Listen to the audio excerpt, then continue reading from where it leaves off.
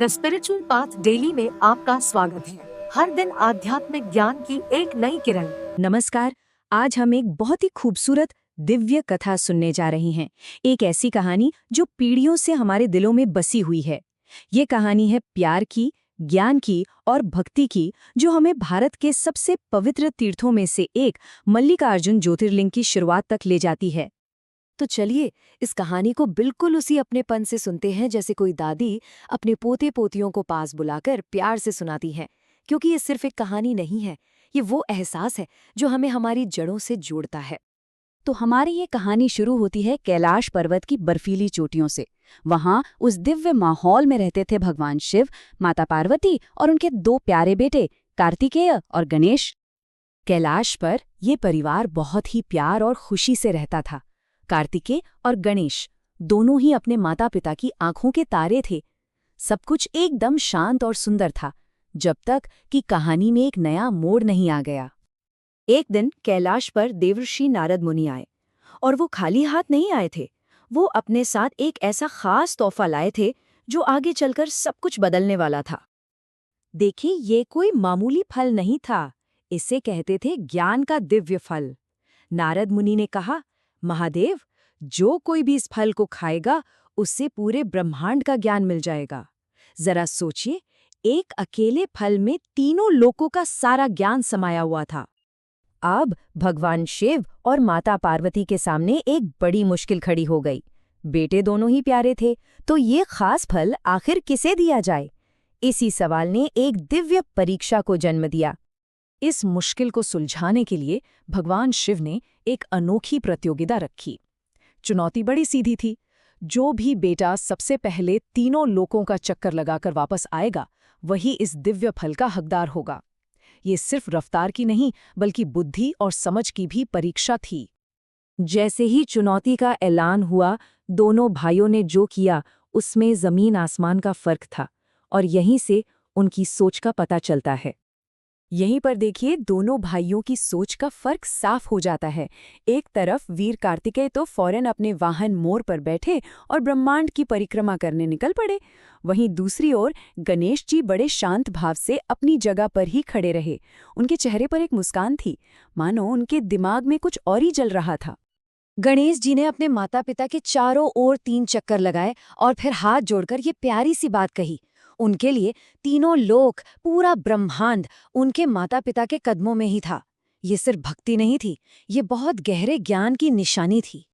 भगवान शिव और माता पार्वती गणेश जी के इस जवाब से इतने खुश हुए, वो समझ गए कि सच्चा ज्ञान बाहर की दुनिया में भटकने से नहीं, बल्कि अपनी जड़ों और अपने स्रोत को समझने से मिलता है। और बस इसी के साथ ज्ञान के उस दिव्य फल के विजेता बने गणेश जी। अब काफी समय बीत गया। जब कार्तिकेय तीनों लोकों की अपनी लंबी यात्रा पूरी करके कैलाश लौटे, तो उन्होंने देखा कि अरे, यहाँ तो प्रतियोगिता बहुत पहले ही खत्म हो चुकी है। जब उन्होंने देखा कि फल तो गणेश को मिल चुका है, तो उनका दिल टूट गया। उन्हें लगा कि उनके साथ ठीक नहीं हुआ, और इसी गहरी उदासी में उन्होंने बिना कुछ कहे खामोशी से कैलाश पर्वत छोड़ दिया और अकेलेपन की तरफ चल पड़े। कार्तिकेय ने अपनी निराशा को अपनी ताकत में बदल दिया। उन्होंने क्रौंच पर्वत को, जिसे आज हम श्री शैलम के नाम से जानते हैं, अपना घर बनाया, और वहां वो कठोर तपस्या में लीन हो गए। और यहीं पर हमें एक बहुत गहरी सीख मिलती है। कार्तिकेय का वो दुख सिर्फ एक पल की निराशा नहीं थी, नहीं, वो उनके लिए एक बदलाव की वजह बना, जिसने उन्हें आत्मचिंतन और गहरी तपस्या के रास्ते पर आगे बढ़ा दिया। उधर कैलाश पर जब माता पार्वती को पता चला कि कार्तिकेय चले गए हैं, तो वो बहुत परेशान हो गईं। आखिर एक माँ का दिल अपने बेटे का दुख कैसे सह सकता था? उन्होंने भगवान शिव से कहा कि चलिए हम अपने बेटे को ढूंढते हैं। अपने बेटे के लिए जो प्यार था, वो उन्हें क्रौंच पर्वत तक खींच लाया। ये माता पिता के उस प्यार की मिसाल है जो कोई दूरी या कोई भी रुकावट नहीं मानता। वो अपने बेटे को मनाने के लिए निकल पड़े। जब वो वहां पहुंचे और अपने बेटे को तपस्या में डूबा हुआ देखा, तो उन्होंने हमेशा उसके पास रहने का एक तरीका निकाला। भगवान शिव ने खुद को एक ज्योतिर्लिंग के रूप में उसी पहाड़ पर स्थापित कर लिया, ताकि वो हमेशा अपने बेटे के पास रह सके। और यही ज्योतिर्लिंग कहलाया मल्लिकार्जुन। जानते हैं ये नाम खुद में कितना सुंदर है? मल्लिका यानी माता पार्वती और अर्जुन यानी भगवान शिव। तो इस तरह ये नाम शिव और पार्वती के मिलन का प्रतीक है। और हाँ, जहाँ शिव हों वहाँ शक्ति तो होंगी ही। तो माता पार्वती भी उसी पहाड़ पर देवी भ्रमरांबा के रूप में विराजमान हो गईं। और इस तरह श्रीशैलम का ये तीर्थ पूरा हुआ।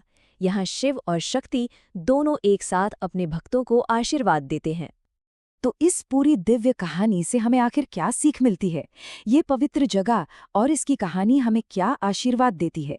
चलिए इसके पीछे छिपे संदेश को समझते हैं। ऐसा माना जाता है कि जो कोई भी सच्चे दिल से इस पवित्र जगह पर आता है, उसे 3 अनमोल वरदान मिलते हैं। पहला, माता पिता का आशीर्वाद। दूसरा, मन की सच्ची शांति। और तीसरा, जीवन में सही रास्ते की समझ।